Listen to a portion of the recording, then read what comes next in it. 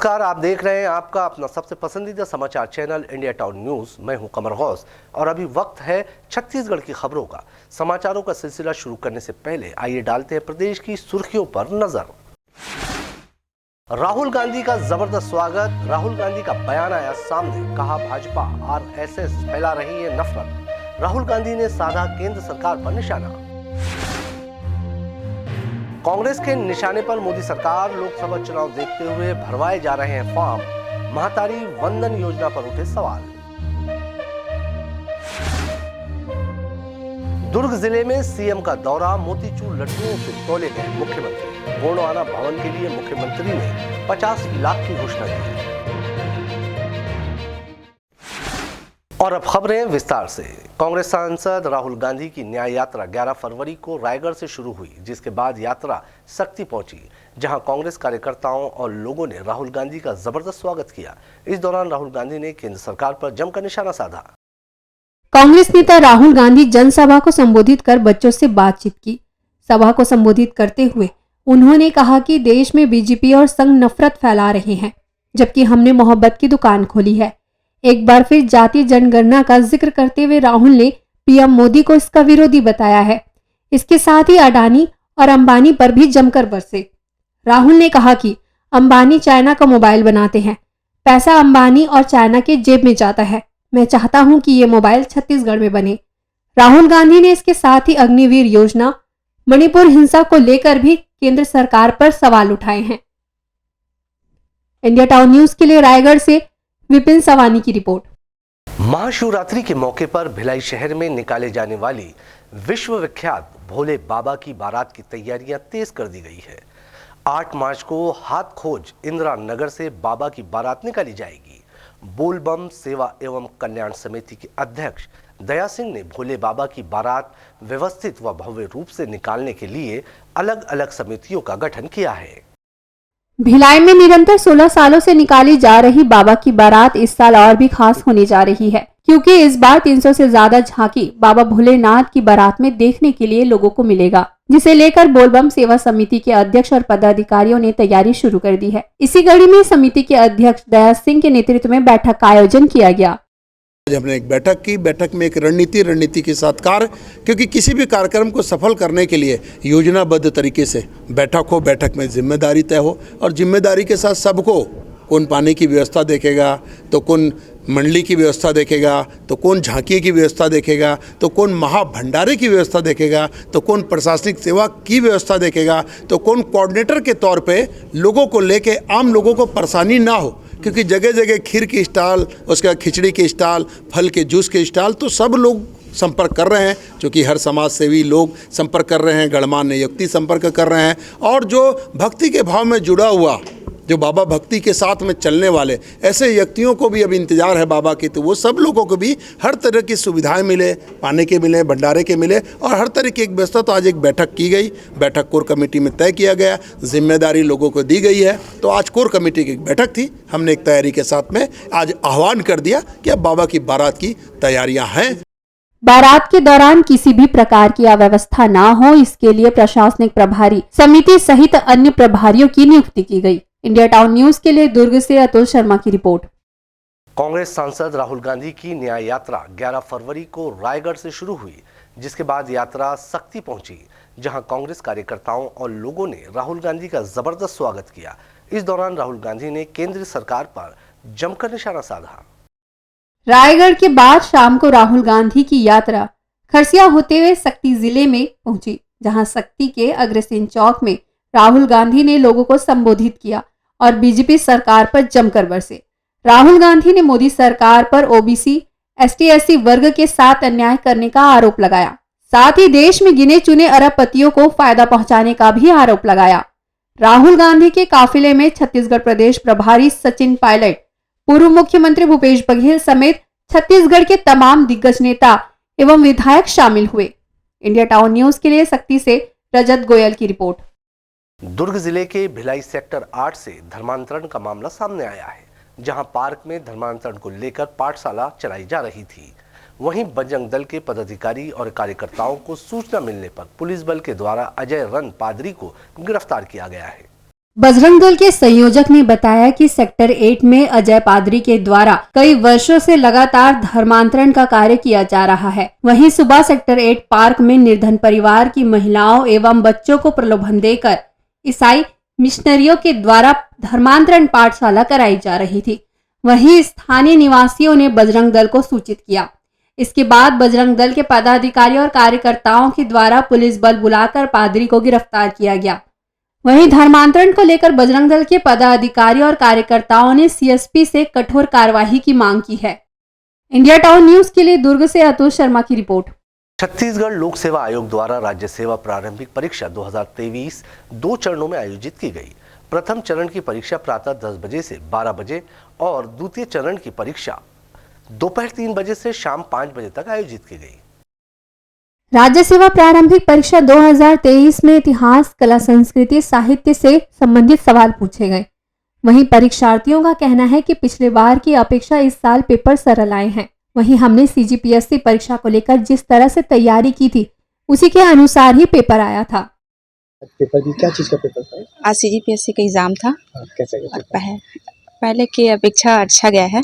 इस बार इजी लग रहा था एग्ज़ाम, कट ऑफ ज़्यादा जाएगा ऐसा लग रहा है। मतलब ठीक था। हाँ, कैसे कैसे क्वेश्चन पूछे थे, ऐसे कुछ याद दिमाग में? कैसे? डायरेक्ट क्वेश्चन पूछ रहे थे जैसे छत्तीसगढ़ से इजली टाइप का। अच्छा। इधर जनजाति से रिलेटेड क्वेश्चन था, आभूषण से रिलेटेड क्वेश्चन था। जो प्रिपेयर किए थे हिसाब से अच्छा आया था। पेपर ठीक आया? हाँ ठीक है। क्वेश्चन था सर, मतलब वो सब्जेक्ट में जैसे कि वंशों का क्रम है और काकतीय वंश, जैसे कि बस्तर के जो संस्थापक कौन है, अच्छा। ये सब का क्वेश्चन किए थे। नित्य का किया था। हाल ही में वो जो अभी वो मृत्यु है ना उसका दिए थे, मुख्यमंत्री का या कुछ ऐसे कुछ पद था जो। और सेकंड में था वो विधायकों का था। विधायक। इंडिया टाउन न्यूज के लिए राजनांदगांव से अमित चटर्जी के साथ ऐश्वर्या शाम की रिपोर्ट। वक्त हो चला है एक ब्रेक का। मिलते हैं ब्रेक के बाद। मिलिए सबसे बड़ी खबर से। छोटे शहर की बड़ी कहानियां। हमने वो देखा जो अनकहा है। अब खबर आपकी उंगलियों पर। खबरों से परे,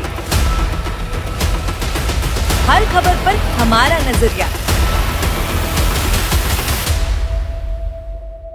इंडिया टाउन न्यूज, भारत की बात। जनता की आवाज, हमारी मुहिम।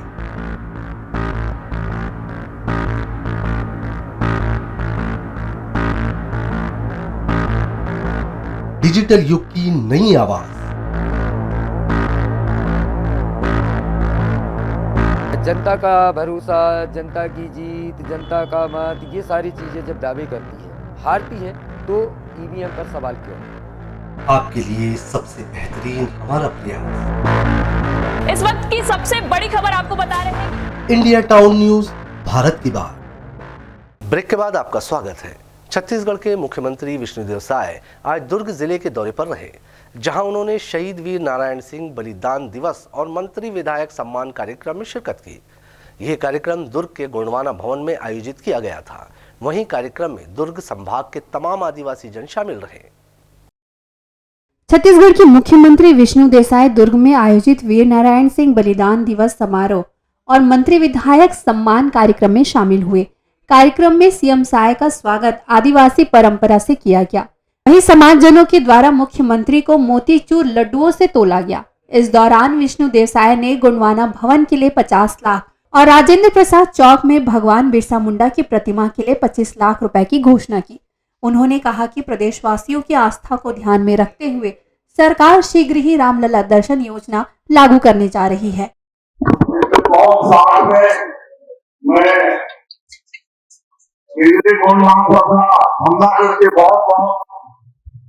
आभारी हूँ, मतलब धन्यवाद देश हूँ कि आज शहीद वीर नारायण सिंह के बलिदान दिवस के कार्यक्रम रखे हैं और उन्हें हमारा भी बोला कि हम सम्मान करेंगे। वास्तव में इस सम्मान आसमान के समान है। इंडिया टाउन न्यूज के लिए दुर्ग से अतुल शर्मा की रिपोर्ट। छत्तीसगढ़ लोक सेवा आयोग ने CGPSC प्री परीक्षा आयोजित किया, जिसमें सैकड़ों छात्र छात्राएं शामिल हुई। वहीं बलरामपुर जिले में इस परीक्षा के लिए 3 सेंटर बनाए गए थे। 11 फरवरी को CGPSC की परीक्षा 2 पाली में संपन्न हुई। वहीं प्रथम पाली में परीक्षार्थियों की कुल संख्या 941, जिसमें 588 परीक्षार्थी शामिल हुए। वहीं दूसरी पाली में 583 परीक्षार्थी उपस्थित रहे। CGPSC प्री परीक्षा में शामिल हुए युवाओं का कहना है कि सवाल ज्यादा कठिन नहीं थे, साथ ही अपने जिले में सेंटर होने से परीक्षार्थियों को काफी सुविधा हुई। वहीं CGPSC परीक्षा के लिए पहले अंबिकापुर व दूसरे शहरों में सेंटर दिया जाता था। छत्तीसगढ़ राज्य लोक सेवा आयोग की 2023 की परीक्षा जो प्रारंभिक परीक्षा थी, दोनों पेपर आज सुबह शाम हुए 2 पाली में, जिसमें मैं सम्मिलित हुआ।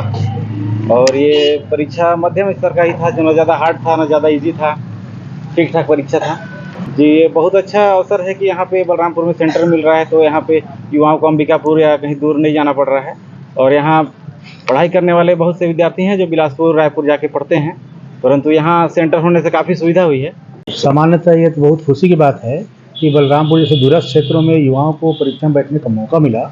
और ये बलरामपुर जिले में तीसरी परीक्षा आयोजित की गई है और युवाओं ने बड़े बढ़ चढ़ के भाग लिया है।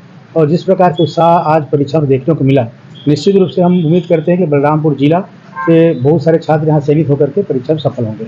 सामान्यतः सेंटर में बहुत ही अच्छी व्यवस्था थी, उनकी सीटिंग अरेंजमेंट, उनका पेयजल की सुविधा, लाइट से लेकर सारी व्यवस्था एकदम समुचित व्यवस्था थी, किसी प्रकार की असुविधा नहीं। इंडिया टाउन न्यूज के लिए बलरामपुर से कुलेश्वर कुशवाहा की रिपोर्ट। छत्तीसगढ़ प्रदेश की सरकार जहां धान खरीदी को लेकर के एक रिकॉर्ड बना रही है, तो वहीं दूसरी तरफ समिति प्रबंधक की लापरवाही से हजारों क्विंटल धान पानी में भीगकर खराब हो रहा है। मामला सरगुजा जिले के राधापुर धान खरीदी केंद्र का है, जहां विधायक रामकुमार टोप्पो ने लापरवाह समिति प्रबंधक को फटकार लगाई। सीतापुर क्षेत्र के विधायक रामकुमार टोप्पो भ्रमण के दौरान प्रतापपुर के राधापुर धान खरीदी केंद्र में निरीक्षण करने पहुंचे, जहां समिति प्रबंधक और कर्मचारी अनुपस्थित थे। वहीं हजारों क्विंटल धान को पानी में भीगता हुआ देखकर विधायक रामकुमार टोप्पो के द्वारा समिति प्रबंधक को तत्काल बुलाया गया। धान खरीदी केंद्र की व्यवस्था को देखकर रामकुमार टोप्पो ने समिति प्रबंधक को फटकार लगाई और लापरवाह कर्मचारी पर कार्रवाई करने की बात कही। देखिए, हम राधापुर मार्ग से गुजर रहे थे तो बारिश में धान भीगते हुए पाया गया, और जब हम वहाँ का निरीक्षण किए तो किसी प्रकार का वहाँ पे कोई स्टाफ उपस्थित नहीं था, ना संचालक था ना वहाँ का मैनेजर था। तो इसके लिए कार्रवाई करने का निर्देश दिया गया कि ये लापरवाही नहीं सही जाएगी। इंडिया टाउन न्यूज के लिए सरगुजा से शैलेश सिंह की रिपोर्ट। जांजगीर चांपा जिले के नरियरा में स्थित SK महानदी पावर प्लांट के मुख्य गेट के सामने भू विस्थापित संघ ने धरना प्रदर्शन शुरू कर दिया है। भू विस्थापित संघ ने प्लांट प्रबंधक पर वादा खिलाफी करने का आरोप लगाया है और अपने 23 सूत्रीय मांग को पूरा करने के लिए जिला प्रशासन के माध्यम से प्लांट प्रबंधक को मांग पत्र दिया है, जिस पर कोई विचार नहीं होने पर आंदोलन जारी रखने की चेतावनी दी है। जांजगीर चांपा जिले के सबसे बड़े पावर प्लांट में से एक KSK महानदी पावर प्लांट के सामने भू विस्थापित 13 सूत्रीय मांगों को लेकर आज सुबह से ही धरना प्रदर्शन शुरू कर दिया है। साथ ही मुख्य गेट के सामने बैठकर प्लांट में मजदूरों का आना जाना रोककर जमकर प्लांट प्रबंधन के खिलाफ नारेबाजी कर रहे हैं। भू विस्थापित संघ की 13 सूत्रीय मांगों को पूरा करने के लिए प्लांट के साथ आर पार की लड़ाई लड़ने की तैयारी कर ली है। भू विस्थापितों का प्रमुख मांग जमीन का मुआवजा, नौकरी, पेंशन और CSR मद का उपयोग 11 गोद ग्रामों में मूलभूत सुविधाओं का विकास कार्य करने की मांग की है। मांग पूरा नहीं होने पर आंदोलन जारी रखने की चेतावनी दी है। वहीं अब तक प्लांट प्रबंधन इस मामले पर बात करने को तैयार नहीं है। विगत 27 दिसंबर 2023 को हम लोग प्लांट प्रबंधन को अपने 23 सूत्री मांग से अवगत कराए हैं। इसमें प्लांट प्रबंधन द्वारा आज तक किसी प्रकार कोई कार्रवाई नहीं किया गया है, ना ही हमारी बातों को सुना गया है। इसमें हम 15 जनवरी को हड़ताल करने वाले थे, जिसमें जिला प्रशासन अपर कलेक्टर द्वारा हमको एक जांच कमेटी गठित की गई। हम लोग विगत 2-2.5 महीने से परेशान हैं। इनको हम लोग 27 दिसंबर को ज्ञापन दिए थे हमारे 23 सूत्री मांग को लेकर। आज तक प्लांट प्रबंधक की तरफ से कोई ऐसा पहल नहीं किया गया है कि उन मांगों में कुछ आगे हम जाके करें ऐसे करके। बाकी हमको डेट बाई डेट दिया जा रहा है सर, और हमारे जो 11 गांव के जो किसान हैं वो इनसे प्रभावित हैं, बहुत परेशान हो चुके हैं। यहाँ के खुद आदिवासी जो हैं आदिवासी जिनके ज़मीन लिए हैं लोग, उनके कितने लोगों का मृत्यु हो चुका है, आज तक उनका सुनवाई नहीं हुआ है, ना उनको मुआवजा दिया गया है। भू विस्थापित के आंदोलन को देखते हुए जिला प्रशासन और पुलिस प्रशासन ने सुरक्षा के लिए बल तैनात किए हैं। वहीं उनकी 13 सूत्रीय मांगों को लेकर कलेक्टर ने प्लांट प्रबंधन को उचित कार्यवाही करने के निर्देश दिए हैं और मौके पर उपस्थित अधिकारी आक्रोशित भू विस्थापितों को समझाइश देने का प्रयास कर रहे हैं। इनके जो भी आवश्यक मांगे हैं उनकी पूर्ति किया जाए, लेकिन केस के प्रबंधन के द्वारा एकमात्र जो है कि एनसीएलटी में प्रकरण चल रहा है, कंपनी एनसीएलटी के अंतर्गत आ रही है और हम इसी यहाँ के स्तर पर कोई उसका सॉल्यूशन नहीं कर सकते, या कहते हुए जो है अपना पल्ला झाड़ लिया जाता है, जिसके चलते आज ग्रामीण लोग जो है वो केस के प्रबंधन गेट के सामने जो धरना प्रदर्शन पर बैठने की सूचना प्राप्त हुई है। इसमें लाइन ऑर्डर के हिसाब से पुलिस प्रशासन और मजिस्ट्रेट नायब तहसीलदार की ड्यूटी लगा दी गई है और समझाइश दी जा रही है कि जितने जल्दी हो सके उनकी मांगों को पूरा किया जा सके। प्लांट की स्थापना के 11 वर्ष के बाद भी प्लांट प्रबंधन के द्वारा भू विस्थापितों की समस्या को अब तक नहीं सुलझाया गया है, जिसके कारण अब भी प्रबंधन के खिलाफ भू विस्थापितों का आंदोलन जारी है। वक्त रहते प्लांट प्रबंधन के जिम्मेदार अधिकारी समस्या का निराकरण नहीं कर पाने पर स्थिति गंभीर हो सकती है।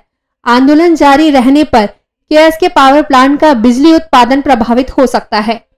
इंडिया टाउन न्यूज के लिए जांजगीर चांपा से श्रद्धा सिंह की रिपोर्ट।